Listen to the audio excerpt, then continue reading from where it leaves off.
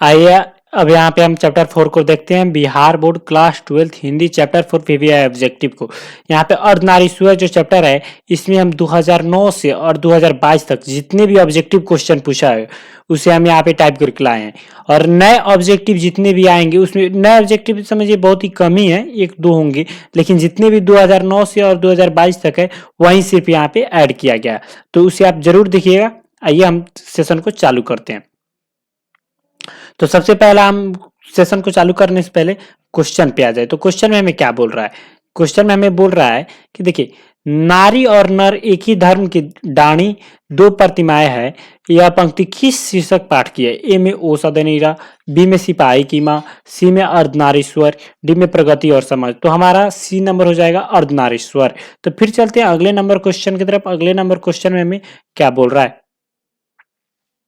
अगला number question में क्या बोल रहा है? तो अगला नंबर क्वेश्चन हमारा दो नंबर में हमें बोल रहा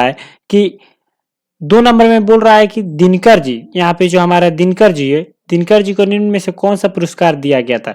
ए में पद्मश्री, बी में पद्म भूषण, सी में पद्म विभूषण, डी में पद्म। तो हमारा पद्म भूषण दिनकर जी को से सम्मानित किया गया था। फिर चलते हैं अगले नंबर क्वेश्चन की तरफ।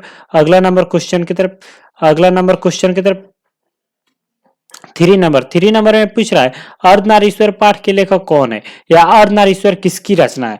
ए में नामवर सिंह, बी में रामधारी सिंह दिनकर, सी में हजारी प्रसाद द्विवेदी, डी में रामचंद्र शुक्ल। तो हमारे रामधारी सिंह दिनकर द्वारा अर्धनारीश्वर पाठ की रचना की गई है। फिर चलते हैं अगले नंबर क्वेश्चन की तरफ। अगला नंबर क्वेश्चन हमें बोल रहा है कि रामधारी सिंह दिनकर की रचना कौन सी है? यहाँ पे क्वेश्चन हमारा पूछा है रामधारी सिंह दिनकर की रचना कौन सी है? ए में उसने कहा था, बी में जूठन, सी में तिरिच और डी में अर्धनारीश्वर। तो हमारा डी नंबर हो जाएगा अर्धनारीश्वर। फिर चलते हैं अगले नंबर क्वेश्चन की तरफ। अगले नंबर क्वेश्चन में हमें क्या पूछ रहा है?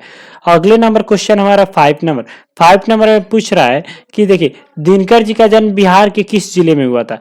ए में समस्तीपुर, बी में बेगूसराय, सी में पटना, डी में भोजपुर। तो हमारा बेगूसराय में दिनकर जी का जन्म हुआ था, बिहार के बेगूसराय जिला में हुआ था। फिर चलते हैं अगले नंबर क्वेश्चन की तरफ।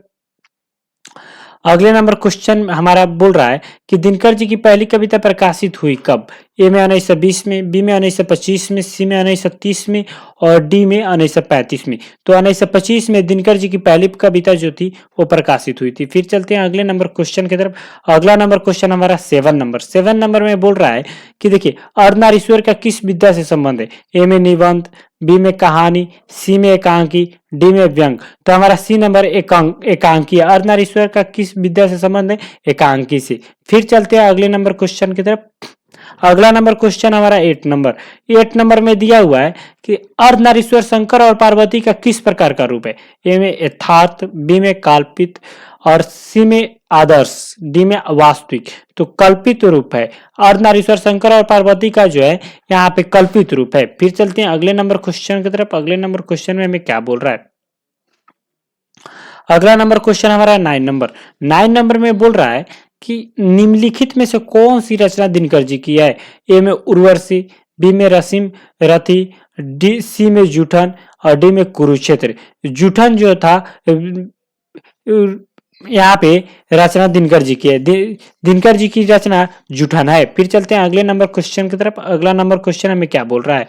अगला नंबर क्वेश्चन हमारा 10 नंबर में बोल रहा है कि दिनकर जी को किस कृति पर भारतीय ज्ञानपीठ पुरस्कार प्राप्त हुआ अथवा ज्ञानपीठ पुरस्कार से सम्मानित रचना है? ए में अर्धनारीश्वर, बी में उर्वशी, सी में हुंकार और डी में कुरुक्षेत्र। इनका जो उर्वशी जो रचना है यह सम्मानित है ज्ञानपीठ पुरस्कार से, क्योंकि उर्वशी जो लक्ष्मण जी की पत्नी थी उनका नाम था उर्वशी। जो 14 वर्ष तक लक्ष्मण जी वनवास थे तब उर्वशी जी को दर्शाया गया है, इसीलिए उर्वशी जी का इन्होंने नाम मतलब बहुत ही अच्छे सद्भाव में ऊपर किया था, इसीलिए इनका ज्ञानपीठ पुरस्कार से सम्मानित किया गया था। यह कहानी है। युद्ध और शांति की समस्या पर लिखी गई काव्य कृति है। ए में नील कुसुम, बी में कुरुक्षेत्र, सी में द्वंद्व गीत और डी में रसीम रथी। हमारा बी नंबर हो जाएगा कुरुक्षेत्र। यहाँ पे हम जो कहानी बोले हैं आप लोग जो हम इसमें कहानी बोले यह कहानी ही रचित की गई है, बल्कि जो लक्ष्मण जी की पत्नी थी उर्वशी, यहाँ पे ऊपर वाले सेशन में यहाँ पे जो लक्ष्मण जी की पत्नी थी उर्वशी, उन्हीं की चर्चा की गई है कि वो कितने मतलब अच्छी थी, मतलब उनके बारे में, उनके सद्भाव के बारे में चर्चा की गई है। फिर चलते हैं अगले नंबर क्वेश्चन की तरफ। अगला नंबर क्वेश्चन हमें क्या बोल रहा है, दिनकर जी का जन्म कब हुआ था। ए में 23 सितंबर 1960 ईस्वी को, बी में 22 सितंबर 1912 ईस्वी को, सी में 28 सितंबर 1911 को, डी में 25 सितंबर 1913 को। तो हमारा ए नंबर हो जाएगा 23 सितंबर 1908 ईस्वी को। 23 सितंबर 1908 ईस्वी को दिनकर जी के जन्म हुआ था।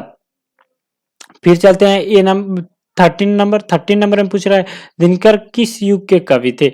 ए में भारतेंदु युग के, बी में छायावादी युग के, सी में छायोत्तर युग के, और डी में नव्य काव्य आंदोलन युग के। तो हमारा सी नंबर हो जाएगा छायावादोत्तर युग के। फिर चलते हैं अगले नंबर क्वेश्चन की तरफ। अगला नंबर क्वेश्चन हमें क्या बोल रहा है, 14 नंबर में बोल रहा है कि संस्कृत के 4 अध्याय किसकी कृति है। ए में गुलाबदास, बी में हजारी प्रसाद द्विवेदी, सी में आचार्य सीताराम चतुर्वेदी, डी में रामधारी सिंह दिनकर। तो हमारा डी नंबर हो जाएगा रामधारी सिंह दिनकर। एक और क्वेश्चन है जिसे हम देख लेते हैं। 15 में हमें बोल रहा है कि कौन सी कृति रामधारी सिंह दिनकर की लिखी हुई है। ए में युद्ध कविता की खोज, बी में पुनर्नवा, और सी में स्मृति को की रेखाएं, और डी में कविता के नए प्रतिमान। तो हमारा जो ए नंबर है युद्ध कविता की खोज रामधारी सिंह दिनकर की द्वारा लिखित प्रश्न है। तो इसे आप देखिएगा, लाइक शेयर और सब्सक्राइब कीजिएगा। ऐसे वीडियो हम डालते रहेंगे आप लोगों के लिए, नॉलेज के लिए। एग्जाम की दृष्टि से बहुत ही इंपॉर्टेंट है, एग्जाम काफी नजदीक है।